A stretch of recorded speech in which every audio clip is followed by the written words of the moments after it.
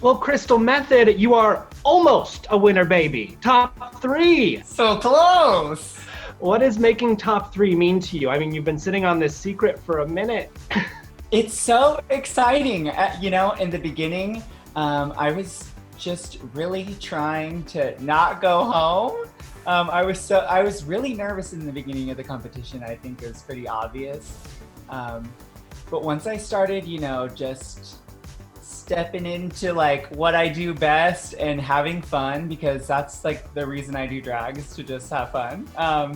That's when I started really succeeding. So it feels really, really good to have finally made it to the top. And I feel honored to like be in the top 3 with Jada and Gigi, because those are my talented sisters. I love them. Crawled up from the bottom, I made it to the top. Well, let's look into the future. That crown is on your head. What is your message to America after being named America's next drag superstar? My message would be to embrace your weirdness and embrace what makes you different, because that is what makes you special and powerful. And drag has become something that's like, I don't know. Everyone's pretty similar sometimes, but I would hope that my potential win would mean it would just encourage people to step outside of what they think drag even is, and to really try and push the art form forward. I love drag so much, and so it would just be such an honor. You said that the change for you in the competition came when you let yourself have fun. What was that moment for you? Can you pinpoint it back to a certain challenge? I can. I wrote it in my diary. It was the Rusical challenge. I took myself first class on a journey. A singing dancing challenge is not something that, I thought I would like excel in. But I really was like, I am going to give 100% and I'm going to do it the best to my ability. And I just wrote, I was like, I'm going to be in the top, and from here on, this is my story arc change. I'm going to do good every time. And somehow it happened. I spoke it into existence.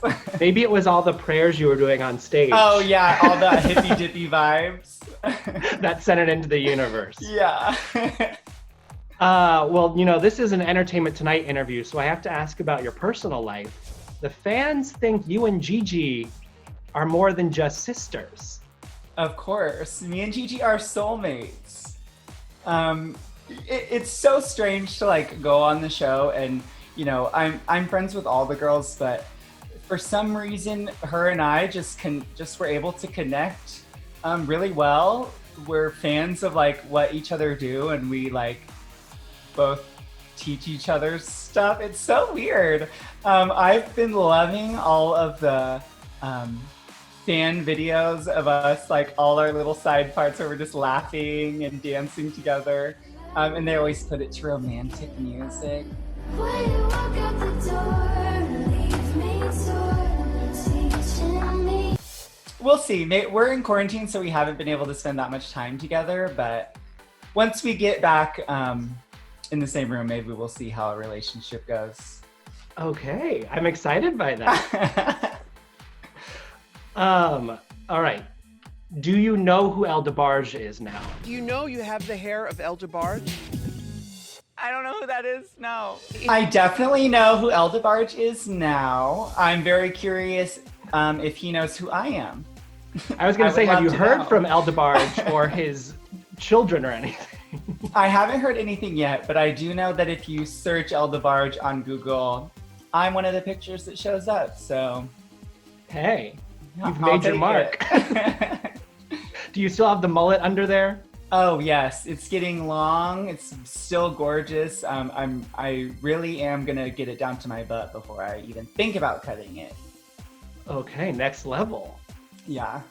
Let's talk about the season. Was there a quote for you of the season, a moment that was like, this is Drag Race history? It could be something you said, something somebody else said that just sticks out to you.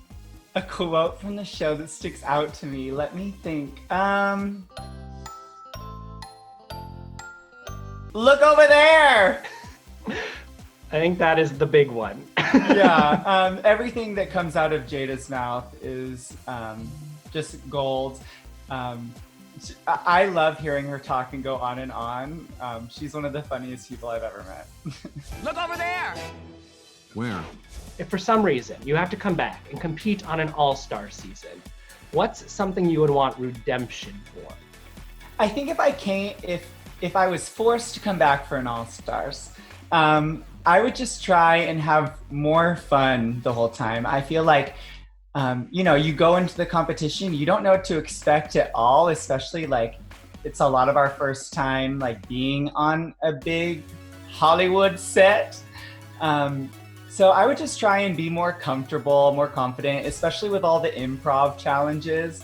I would just lean into all of that more and have more fun and try and be more myself. I feel like on the show, sometimes, you're kind of in your head about how you're gonna be perceived. So now that I know that everyone loves me, I would just be myself more. Hey, I like it. Is there anything you feel like you need to apologize for from this season? Maybe my buttons and bows runway. Not one of my favorite things I've ever done. That was one of the pieces that was still being sewn together while I was packing to leave. And it went into my suitcase unfinished. Okay. It wasn't that bad seeing it on television, but I remember I was gonna say, I don't remember thinking it was bad. I remember having nightmares about it. I was like, I don't ever want to see this thing again. But, Hey, you made it to top 3. I sold the garment. You did something right. Yeah, yes. I sold the garment. Yes, ma'am. I know we're gonna get a finale probably like we've never seen before. What kind of preparation went into this finale? Making it work on the time crunch because it's still a race. That's one of the crazy things is I was in quarantine for the show and now I'm just in quarantine again. It feels like I've been stuck on this show forever. Well, I am interested to see how this finale goes. I hope to see a crown on your head, and I hope to see you and Gigi, having cute couple moments on Instagram. Yeah, Creegee. Creegee forever.